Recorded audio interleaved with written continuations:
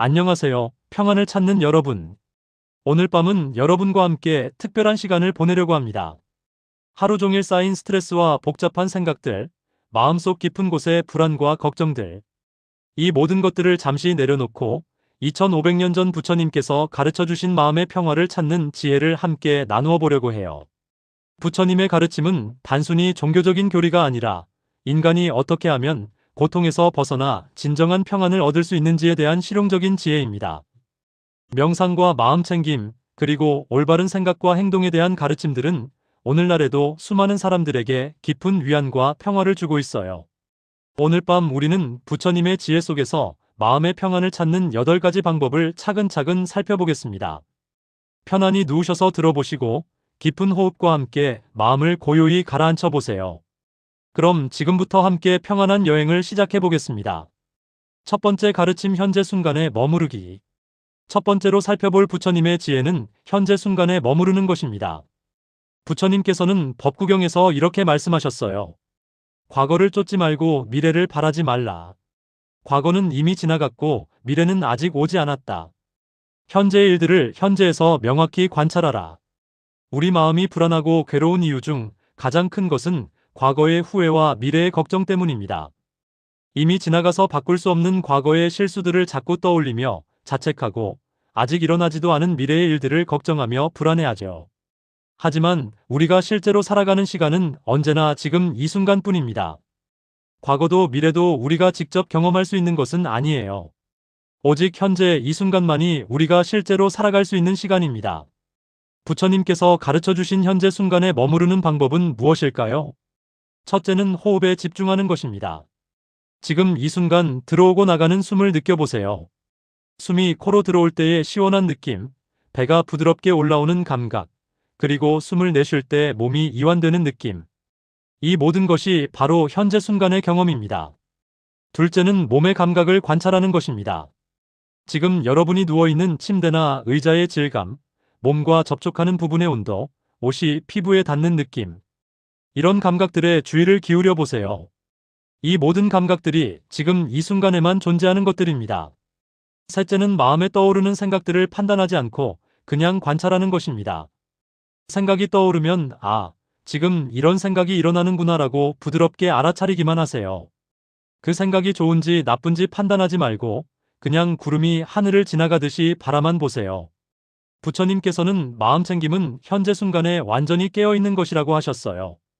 과거의 기억이나 미래의 계획에 빠져있지 않고 지금 이 순간 일어나는 모든 경험들을 선명하게 인식하는 것이죠. 현재 순간에 머물 때 우리는 진정한 평화를 경험할 수 있습니다. 과거의 후회도 미래의 불안도 모두 사라지고 오직 지금 이 순간의 고요함만이 남게 되어요. 지금 잠시 눈을 감고 현재 순간을 느껴보세요. 깊게 숨을 들이마시고 천천히 내쉬면서 지금 이 순간 여러분이 살아있다는 것, 숨을 쉬고 있다는 것, 그 자체가 얼마나 소중한 선물인지 느껴보세요. 두 번째 가르침, 모든 것은 변한다는 무상의 이치. 두 번째 부처님의 지혜는 모든 것은 변한다는 무상의 가르침입니다. 부처님께서는 형성된 모든 것들은 소멸하기 마련이다. 게으르지 말고 정진하라는 마지막 말씀을 남기셨어요. 이는 세상의 모든 것이 영원하지 않다는 진리를 보여주는 말씀입니다. 우리가 고통받는 이유 중 하나는 변화하는 것들을 영원할 것처럼 붙들고 있으려 하기 때문입니다. 좋은 것들은 영원히 지속되기를 바라고 나쁜 것들은 절대 변하지 않을 것처럼 절망하죠. 하지만 부처님께서 깨달으신 진리는 이 세상의 모든 것이 끊임없이 변화한다는 것입니다. 기쁨도 변하고 슬픔도 변하고 건강도 변하고 질병도 변해요. 부도 변하고 가난도 변하며 성공도 변하고 실패도 변합니다. 이 무상의 이치를 깊이 이해하면 마음에 큰 평안이 찾아옵니다. 왜일까요? 첫째, 고통스러운 상황에서 희망을 가질 수 있기 때문입니다. 지금 아무리 힘들고 괴로운 상황이라도 그건 역시 영원하지 않고 반드시 변화할 것임을 알 수 있어요. 이것도 지나갈 것이다라는 마음가짐으로 현재의 어려움을 견뎌낼 수 있습니다. 둘째, 좋은 것에 너무 집착하지 않게 되기 때문입니다. 행복한 순간들도 영원하지 않음을 알기에 그 순간순간을 더욱 소중히 여기면서도 그것이 사라질 때 덜 괴로워할 수 있어요. 셋째, 자아에 대한 집착에서 벗어날 수 있기 때문입니다. 우리 몸도 마음도 계속 변해가고 있어요. 어제의 나와 오늘의 나는 이미 다른 존재입니다. 고정된 자아라는 것은 사실 존재하지 않아요. 부처님께서는 강을 예로 들어 말씀하셨어요. 강물은 끊임없이 흘러가지만 우리는 그것을 같은 강이라고 부르죠. 마찬가지로 우리 자신도 매 순간 변화하고 있지만 연속성 속에서 같은 존재로 인식될 뿐입니다. 이 가르침을 일상에 어떻게 적용할 수 있을까요? 화가 날 때는 이 화도 곧 사라질 것이다라고 생각해 보세요. 실제로 어떤 감정도 영원히 지속되지 않습니다. 슬플 때는 이 슬픔도 강물처럼 흘러갈 것이다라고 마음속으로 되뇌어 보세요. 슬픔에 저항하지 말고 자연스럽게 흘러가도록 놓아주세요. 기쁠 때는 이 기쁨을 충분히 느끼되 붙들고 있으려 하지는 말자라고 생각해 보세요. 기쁨을 온전히 경험하면서도 그것이 변화할 것임을 받아들이세요. 부처님께서 가르쳐 주신 무상의 지혜는 우리에게 진정한 자유를 선사합니다. 어떤 상황에도 너무 절망하지 않고 어떤 것에도 너무 집착하지 않는 평정심을 기를 수 있어요. 지금 이 순간도 끊임없이 변화하고 있습니다. 여러분의 호흡도 마음의 상태도 주변의 소리도 모두 계속 변해가고 있어요. 이 변화의 흐름에 저항하지 말고 자연스럽게 맡겨보세요. 세 번째 가르침 자비로운 마음 기르기. 세 번째 부처님의 지혜는 자비로운 마음을 기르는 것입니다. 부처님께서는 증오는 증오로서 끝나지 않고 사랑으로서만 끝난다. 이것이 영원한 진리이다라고 말씀하셨어요. 또한 모든 중생이 행복하기를, 모든 중생이 평안하기를이라는 자비의 기원문을 가르쳐 주셨습니다. 자비란 단순히 착한 마음을 갖는 것이 아닙니다. 자비는 모든 존재의 고통을 이해하고 그 고통을 덜어주고 싶어하는 따뜻한 마음입니다. 자신뿐만 아니라 다른 모든 존재들도 행복하기를 진심으로 바라는 마음이에요. 부처님께서 가르쳐 주신 자비 명상은 이렇게 시작됩니다. 먼저 자신에게 자비를 베푸는 것부터 시작하세요. 내가 행복하기를, 내가 평안하기를, 내가 고통에서 자유롭기를, 내가 건강하기를이라고 마음속으로 되뇌어 보세요. 많은 사람들이 다른 사람에게는 친절하면서도 자신에게는 가혹합니다. 자신의 실수나 부족함을 용서하지 못하고 계속 자책하죠. 하지만 부처님께서는 진정한 자비는 자신에 대한 자비에서 시작된다고 하셨어요. 자신을 미워하는 사람이 어떻게 다른 사람을 진심으로 사랑할 수 있을까요? 먼저 자신을 이해하고 받아들이고 사랑해야 그 사랑이 자연스럽게 다른 사람들에게도 흘러갈 수 있습니다. 다음으로는 가족이나 친한 친구 등 사랑하는 사람들에게 자비를 확장해 보세요. 내 가족이 행복하기를, 내 친구들이 평안하기를, 그들이 고통에서 자유롭기를이라고 기원해 보세요. 세 번째 단계는 중립적인 사람들, 즉 별로 좋아하지도 싫어하지도 않는 사람들에게 자비를 베푸는 것입니다. 길에서 스쳐가는 사람들, 상점의 직원들, 같은 건물에 사는 이웃들. 이런 사람들도 나와 똑같이 행복을 원하고 고통을 피하고 싶어하는 존재들입니다. 가장 어려운 단계는 자신을 힘들게 한 사람들, 미워하는 사람들에게까지 자비를 확장하는 것입니다. 이것이 쉽지 않다는 것을 부처님도 아셨어요. 그래서 점진적으로 천천히 마음을 넓혀가라고 하셨습니다. 미워하는 사람에게 자비를 베푸라는 것은 그 사람의 잘못을 용서하라는 뜻이 아닙니다. 그보다는 미움이라는 독을 자신의 마음에서 제거하라는 뜻이에요. 미움은 결국 미워하는 사람 자신을 가장 괴롭게 만들거든요. 부처님께서는 뜨거운 숯을 남에게 던지려고 손에 쥐고 있으면 결국 자신의 손이 먼저 탄다고 하셨어요. 미움과 분노도 마찬가지입니다. 자비로운 마음을 기르면 어떤 변화가 일어날까요? 첫째, 마음이 평안해집니다. 미움과 원망으로 가득했던 마음이 따뜻함과 평화로 채워져요. 둘째, 인간관계가 개선됩니다. 자비로운 마음을 가진 사람 주변에는 자연스럽게 좋은 사람들이 모이게 되어요. 셋째, 스트레스가 줄어듭니다. 다른 사람들의 행동을 관대하게 해석하게 되고 작은 일에 화내지 않게 되어요. 넷째, 깊은 행복감을 느끼게 됩니다.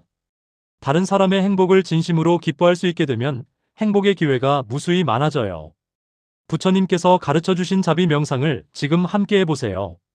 먼저 깊게 숨을 들이마시고 천천히 내쉬면서 마음속으로 되뇌어 보세요. 내가 행복하기를, 내가 평안하기를, 내 가족이 행복하기를, 모든 사람들이 평안하기를, 모든 생명이 고통에서 자유롭기를. 이런 따뜻한 마음으로 잠들면 꿈까지도 평안할 것입니다. 네 번째 가르침 욕망에 대한 올바른 이해. 네 번째 부처님의 지혜는 욕망에 대한 올바른 이해입니다. 부처님께서 깨달으신 사성제의 핵심은 고통의 원인이 가래, 즉 끝없는 욕망에 있다는 것이었습니다. 가래가 있는 곳에 고통이 있고 가래가 없는 곳에 평화가 있다고 하셨어요. 하지만 이것이 모든 욕망을 나쁘게 보거나 무조건 억압하라는 뜻은 아닙니다. 부처님께서는 욕망 자체보다는 욕망에 대한 집착과 탐착이 문제라고 하셨어요. 우리에게는 기본적인 욕구들이 있습니다. 음식을 먹고 싶은 욕구, 안전하고 따뜻한 곳에서 쉬고 싶은 욕구, 사랑하고 사랑받고 싶은 욕구. 이런 자연스러운 욕구들은 생존을 위해 필요한 것들이에요. 문제가 되는 것은 이런 욕구가 끝없는 갈망으로 변할 때입니다. 필요한 만큼 먹는 것이 아니라 계속해서 더 맛있는 음식을 찾게 되고, 안전한 거처가 있음에도 더 크고 화려한 집을 원하게 되고, 충분한 사랑을 받고 있음에도 끝없이 더 많은 인정과 관심을 갈구하게 되죠. 부처님께서는 이런 끝없는 욕망의 특성을 목마른 귀신에 비유하셨어요. 입은 바늘구멍만큼 작고 목구멍은 실처럼 가늘지만 배는 산만큼 큰 귀신들처럼 아무리 채워도 결코 만족할 수 없는 것이 탐욕의 본성이라고 하셨어요. 그렇다면 욕망과 어떻게 관계 맺어야 할까요? 첫째, 욕망을 있는 그대로 관찰하세요. 아, 지금 이런 욕망이 일어나는구나라고 판단 없이 알아차리기만 하세요. 욕망 자체를 나쁘다고 여기거나 억압하려 하지 마세요. 둘째, 그 욕망이 진정 필요한 것인지 지혜롭게 분별해 보세요. 배가 고파서 음식을 원하는 것과 단순히 입이 심심해서 뭔가 먹고 싶어 하는 것은 다릅니다. 셋째, 욕망이 충족되지 않아도 괜찮다는 것을 배워보세요. 모든 욕망이 즉시 충족될 필요는 없어요. 때로는 기다림도 필요하고, 때로는 포기도 필요합니다. 넷째, 이미 가진 것들에 대해 감사하는 마음을 기르세요. 부처님께서는 만족할 줄 아는 자가 가장 부유한 사람이다라고 하셨어요. 부처님께서 가르쳐 주신 적당히 아는 것, 즉 지족의 지혜는 현대인들에게 특히 필요한 가르침입니다.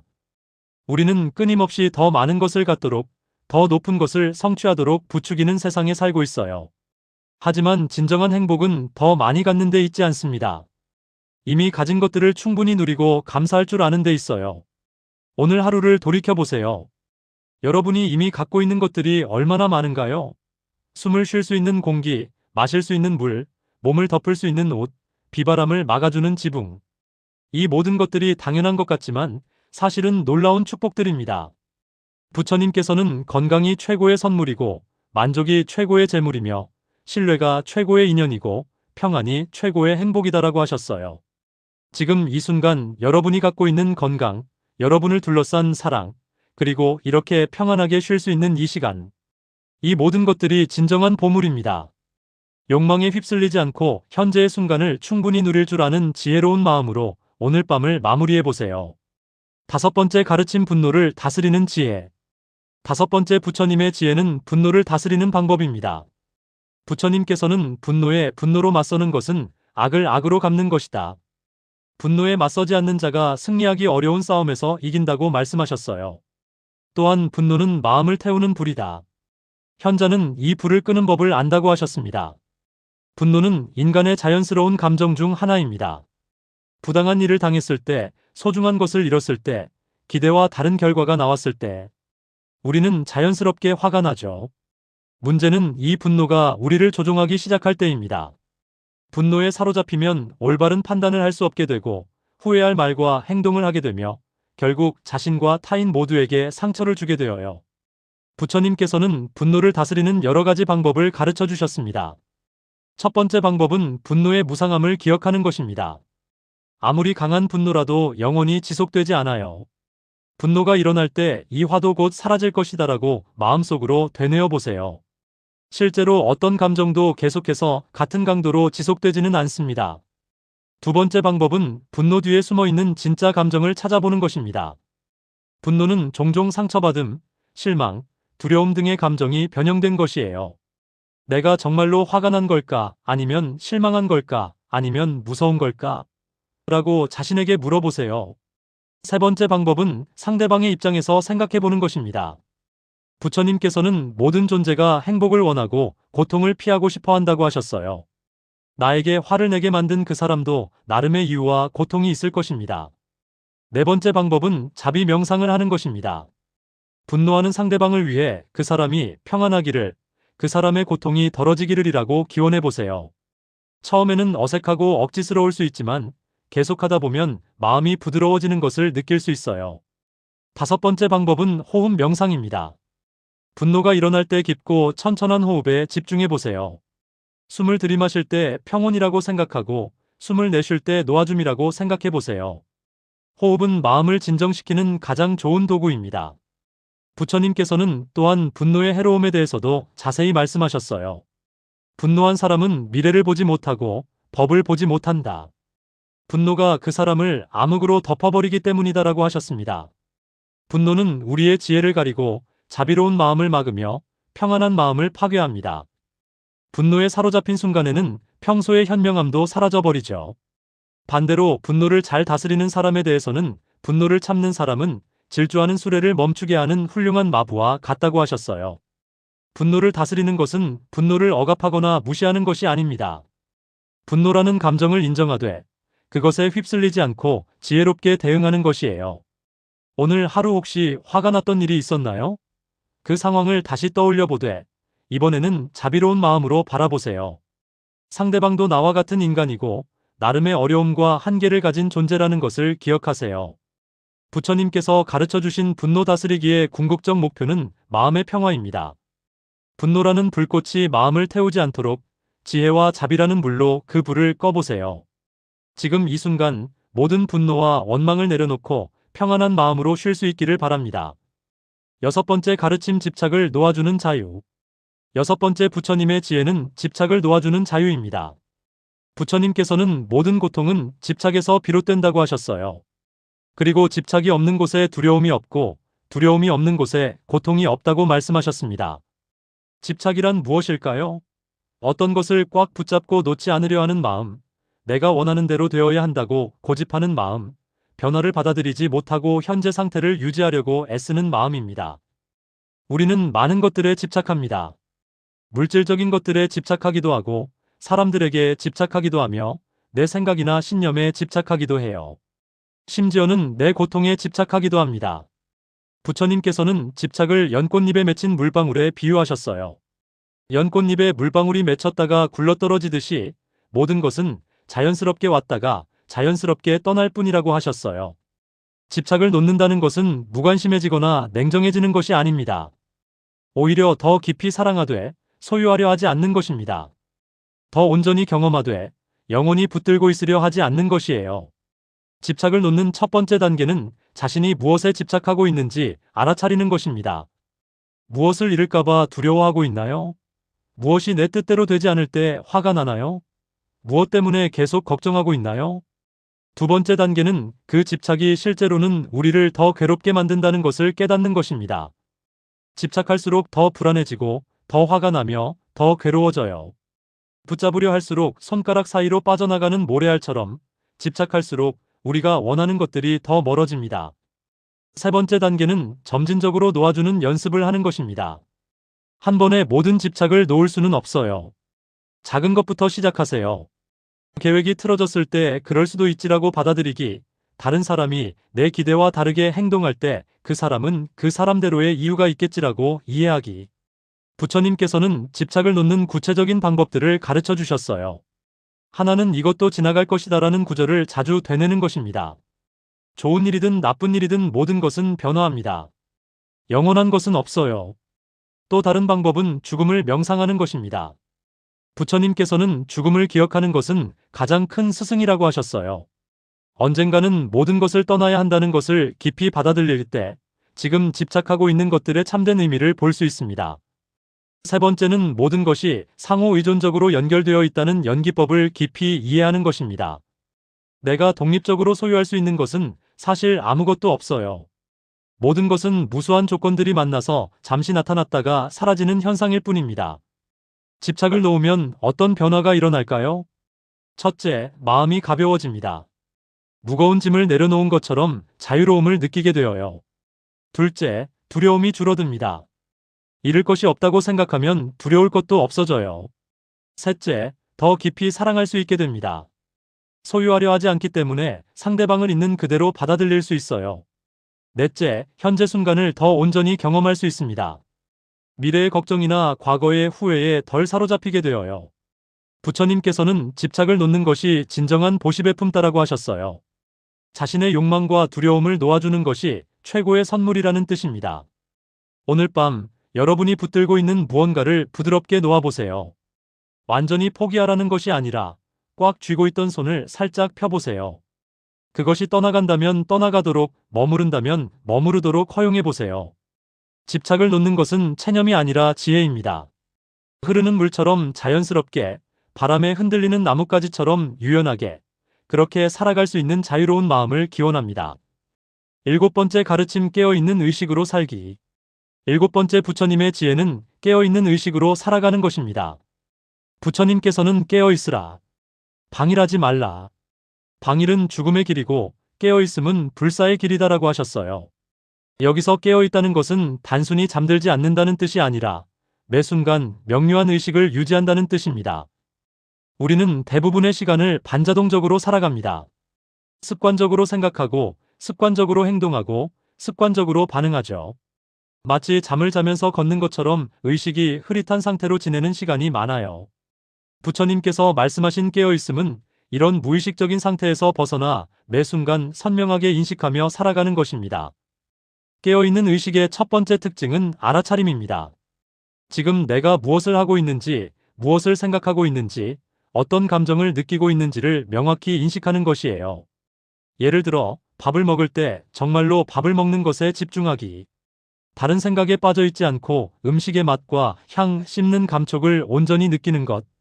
걸을 때는 진짜로 걸음을 걸으며 발이 땅에 닿는 감각을 느끼는 것. 두 번째 특징은 판단하지 않는 관찰입니다.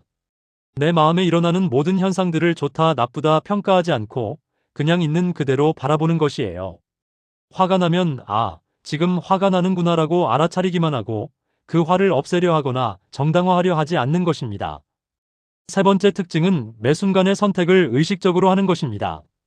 자동적으로 반응하지 않고 잠시 멈춰서 지금 어떻게 반응하는 것이 지혜로울까를 생각해 보는 것이에요. 부처님께서 가르쳐 주신 사념처 수행은 깨어있는 의식을 기르는 대표적인 방법입니다. 첫째는 몸에 대한 마음 챙김입니다. 호흡, 자세, 움직임, 감각 등을 명료하게 인식하는 것이에요. 지금 여러분의 호흡을 느껴보세요. 어깨의 긴장을 느껴보세요. 몸의 온도를 느껴보세요. 둘째는 느낌에 대한 마음 챙김입니다. 즐거움, 괴로움, 중성적 느낌 등을 분명하게 구분해서 인식하는 것이에요. 지금 이 순간 여러분은 편안한가요? 불편한가요? 아니면 특별한 느낌이 없나요? 셋째는 마음에 대한 마음 챙김입니다. 탐욕, 성냄, 어리석음 등 마음의 상태를 객관적으로 관찰하는 것이에요. 마음이 산란한지 고요한지, 넓은지 좁은지를 냉정하게 바라보는 것입니다. 넷째는 법에 대한 마음 챙김입니다. 모든 현상의 일어남과 사라짐, 변화의 과정을 지켜보는 것이에요. 깨어있는 의식으로 살면 어떤 변화가 일어날까요? 첫째, 삶이 더 풍부해집니다. 놓치고 지나갔던 많은 아름다운 순간들을 발견하게 되어요. 꽃의 향기, 바람의 시원함, 사람들의 따뜻한 미소. 둘째, 실수가 줄어듭니다. 의식적으로 선택하기 때문에 후회할 말이나 행동을 덜하게 되어요. 셋째, 감정에 휘둘리지 않게 됩니다. 감정이 일어나는 것을 미리 알아차려서 지혜롭게 대응할 수 있어요. 넷째, 진정한 자유를 경험합니다. 습관과 조건 반사에서 벗어나 진정으로 자유로운 선택을 할 수 있게 되어요. 부처님께서는 깨어있는 한순간이 100년의 무지한 살보다 낫다고 하셨어요. 오래 사는 것보다 깊이 있게 사는 것이 더 중요하다는 뜻입니다. 지금 이 순간부터 조금씩 더 깨어있어 보세요. 호흡을 느끼고 몸의 감각을 느끼고 마음의 상태를 관찰해 보세요. 매 순간 선명하게 살아있음을 느껴보세요. 부처님의 마지막 말씀도 게으르지 말고 정진하라였습니다. 매 순간 깨어있으라는 당부였어요. 오늘 밤 잠들기 전까지 이 깨어있는 의식을 유지해 보세요. 그리고 꿈속에서도 이 평안한 마음이 계속되기를 기원합니다. 여덟 번째 가르침, 평등한 마음과 평정심. 마지막 여덟 번째 부처님의 지혜는 평등한 마음과 평정심을 기르는 것입니다. 부처님께서는 칭찬과 비난, 얻음과 잃음, 기쁨과 슬픔에 마음이 흔들리지 않는 사람이 진정한 현자다라고 말씀하셨어요. 이것을 8가지 세속적 조건, 즉 팔풍이라고 부릅니다. 우리는 보통 좋은 일이 일어나면 기뻐하고 나쁜 일이 일어나면 슬퍼합니다. 칭찬을 받으면 우쭐해하고 비난을 받으면 화를 내죠. 뭔가를 얻으면 만족해하고 잃으면 절망합니다. 이런 감정의 기복은 자연스러운 것이지만 그것에 너무 휘둘리면 마음의 평화를 잃게 되어요. 부처님께서 가르쳐 주신 평정심은 감정을 억압하거나 무감각해지는 것이 아닙니다. 오히려 모든 경험을 온전히 받아들이되 그것에 휘둘리지 않는 것이에요. 바람에 흔들리는 나뭇잎처럼 유연하게 반응하되 뿌리는 깊고 단단하게 박혀있는 나무와 같은 마음입니다. 평정심을 기르는 첫 번째 방법은 모든 경험이 일시적이라는 것을 깊이 이해하는 것입니다. 아무리 큰 기쁨도 영원하지 않고 아무리 깊은 슬픔도 영원하지 않아요. 이것도 지나갈 것이다라는 지혜로운 관점을 유지하세요. 두 번째 방법은 좋고 나쁨에 대한 고정된 관념을 버리는 것입니다. 어떤 경험이 좋은지 나쁜지는 관점에 따라 달라져요. 비는 농부에게는 축복이지만 소풍 가려던 사람에게는 실망일 수 있죠. 절대적으로 좋거나 나쁜 것은 없어요. 세 번째 방법은 모든 존재에 대한 평등한 자비를 기르는 것입니다. 내 편과 내 편을 나누지 않고 친한 사람과 그렇지 않은 사람을 차별하지 않는 균등한 사랑을 키워보세요. 네 번째 방법은 자아에 대한 집착을 줄이는 것입니다. 내가 특별하다거나 내가 더 중요하다는 생각에서 벗어날 때 다른 사람들의 행동에 덜 민감하게 반응하게 되어요. 부처님께서는 평정심이 깊은 사람의 특징을 이렇게 묘사하셨어요. 그는 마치 깊은 호수와 같다. 폭풍이 불어도 표면만 일렁일 뿐 깊은 곳은 언제나 고요하다. 그는 칭찬받아도 교만하지 않고 비난받아도 화내지 않는다. 얻어도 기뻐서 날뛰지 않고 잃어도 절망하지 않는다.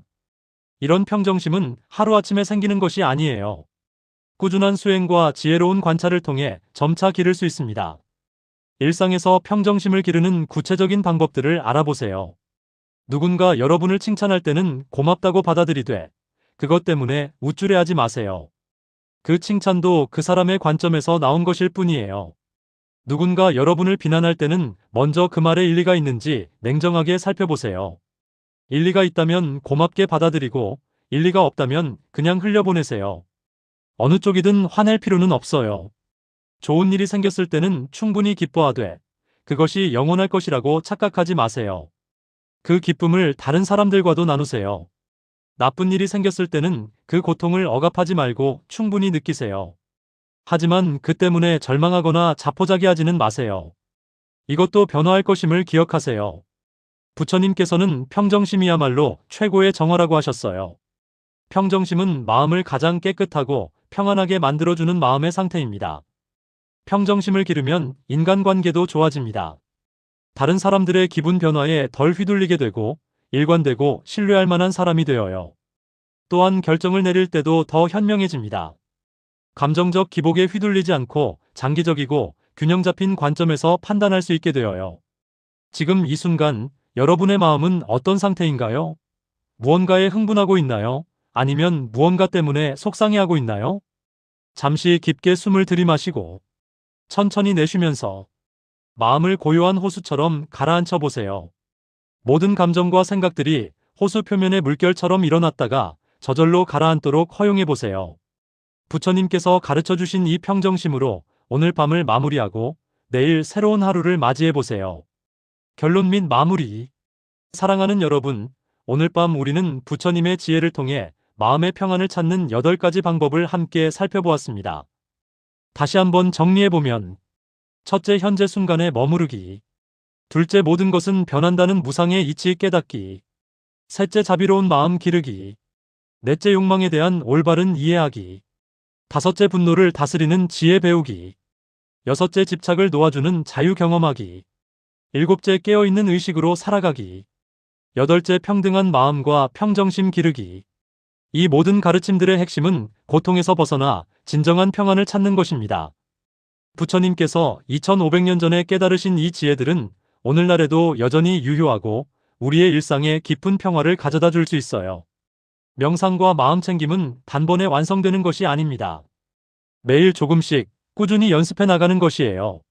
마치 근육을 기르듯이 마음의 평안도 점진적으로 기를 수 있습니다. 오늘 밤 잠들기 전에 부처님께서 가르쳐 주신 이 지혜들 중에서 하나라도 실천해 보세요. 현재 순간의 호흡을 느끼거나 오늘 하루 감사한 일들을 떠올리거나 누군가에게 자비로운 마음을 보내거나 작은 실천 하나하나가 모여서 큰 변화를 만들어 갑니다. 부처님께서도 물방울이 모여서 물항아리를 채우듯이 지혜로운 사람은 조금씩 선을 쌓아가며 자신을 선으로 채운다고 하셨어요. 마음의 평안은 멀리 있는 것이 아닙니다. 바로 지금 이 순간 여러분의 마음속에 이미 존재하고 있어요. 다만 온갖 잡념과 걱정들에 가려져 보이지 않을 뿐입니다. 부처님께서 가르쳐 주신 지혜의 빛으로 그 구름들을 걷어내면 언제나 맑고 고요한 마음의 하늘을 발견할 수 있습니다. 오늘 밤도 부처님의 자비로운 가르침과 함께 깊고 평안한 잠을 주무시기 바랍니다. 꿈속에서도 이 평온함이 계속되고 내일 아침에도 이 고요한 마음으로 새로운 하루를 시작하실 수 있기를. 모든 존재가 행복하기를, 모든 존재가 평안하기를, 모든 존재가 고통에서 자유롭기를. 좋은 꿈 꾸시고 안녕히 주무세요.